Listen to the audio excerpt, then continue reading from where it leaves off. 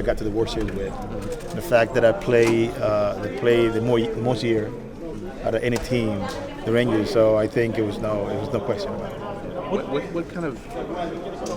What did you sort of become as a Ranger? Is that when you started feeling like you could be a Hall of Famer when you got to Texas? Well, not in the beginning. In the beginning, the reason I went to Texas because they had a great team, and it was on the West Coast. And at that time, all I wanted to do is get a team that gave me a chance to get to the World Series. They had a great team, but after that, it grew to be more. It grew to then allow me to be myself. To come to a team that was already assembled with a great leader like Michael Young and just be part of that. And the fans were so great to me. And I just felt comfortable. My family and myself felt comfortable in Texas. So after 1 year, 2 years, I knew that was the right fit. How much did that year in Boston kind of set up everything that came after that? That year in Boston was huge. That year, my last year in Seattle, 2009, I came off the injury. I didn't play a full season, and I got a couple teams offered me 3 years. But they were offering me years with knowing or based on my production. But I felt like if I show teams that I can be healthy, I might end up in a better situation.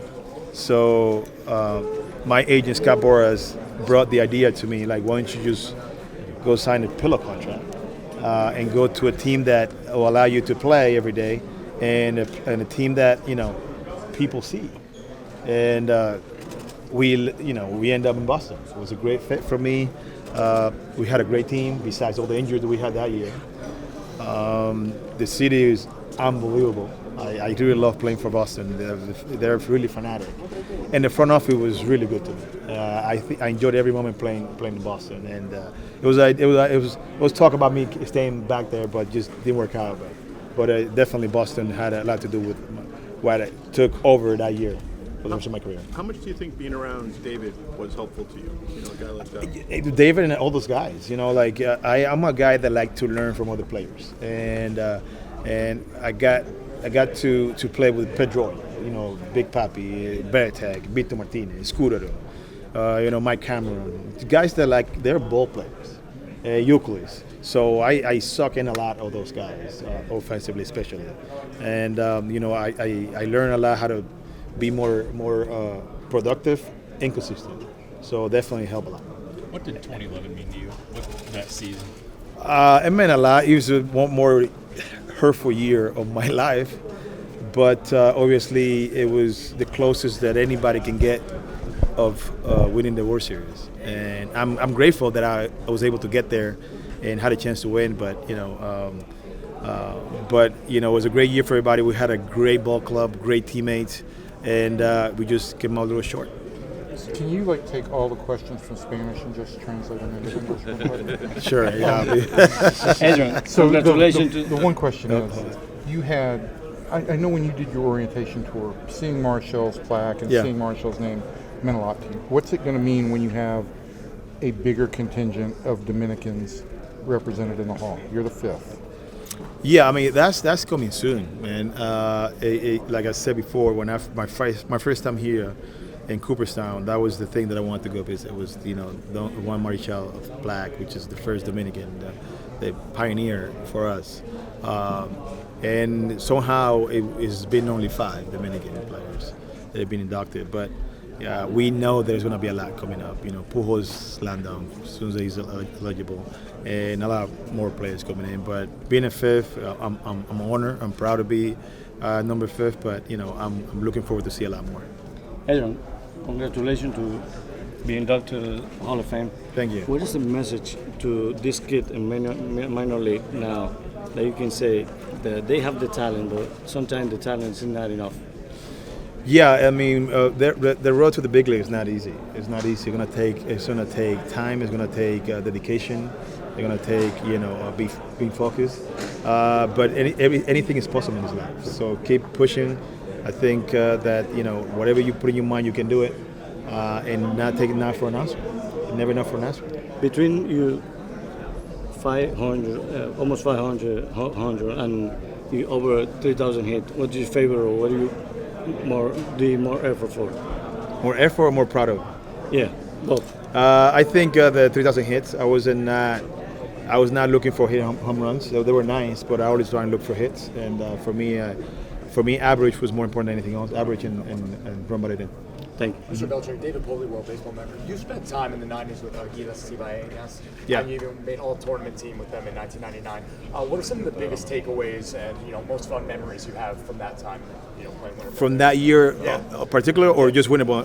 Anytime, with the Gilas No. or even 99. Winnable is a fun time, and for Dominican players, I think that's the step before get to the big league. So they get you ready.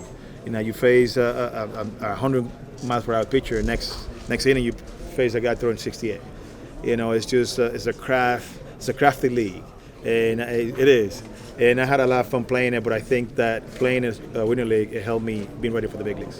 When you remarked earlier that the Rangers had taken care of you in the late stages of your career, what was it that the Rangers did for you that's different than what you experienced with other clubs? Many things. I would say once was the reason why I decided to come to Texas or go to Texas, because they allowed me to have a competitive team. That was number one. I wanted to be able to compete and hopefully win the World Series. That was number one. They kept that promise, keeping a good team on the field. Number two, they were supportive on the sense of allowing me to be myself as a ball player. Just be you, and that means a lot. The way they cater for my family. The way that all my teammates were, the way the fans just welcomed me.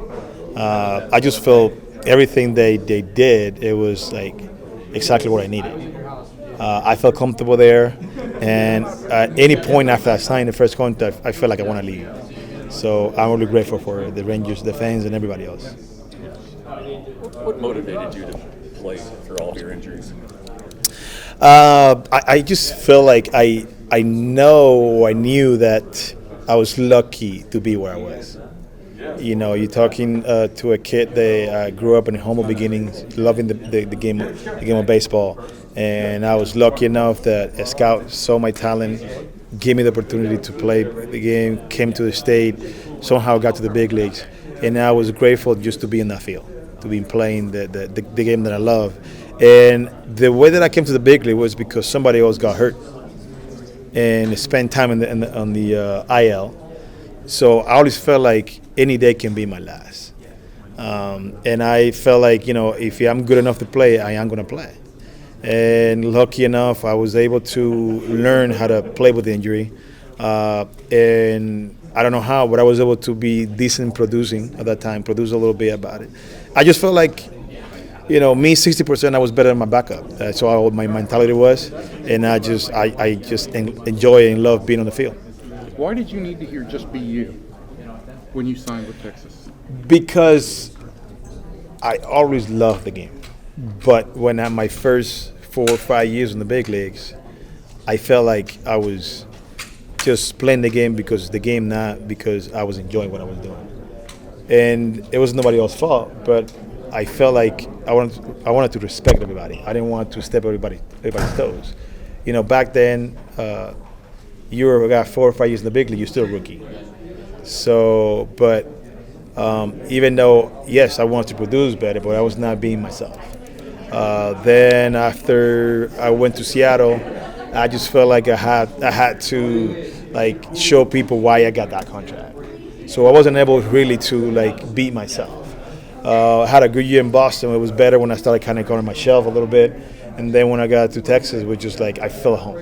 I felt like I have plenty of years in the big leagues already. I'm a veteran, but the guys around me allowed me to be myself too. So it was easy just to come out there and just play the game. You need to hear JD say, "Do that. Be yourself." Yes, I mean it will help you. It's not like I'm just gonna say whatever JD says, right. But it will help you to have a backup saying, you know what, just be you, because he probably understood or he saw that when I was myself, I was able to enjoy the game and perform better. And I think the front office want me to perform better. So that was a good way to say, you know what, just do what you need to do to be better. So that's what happened. Did Michael Young help with that?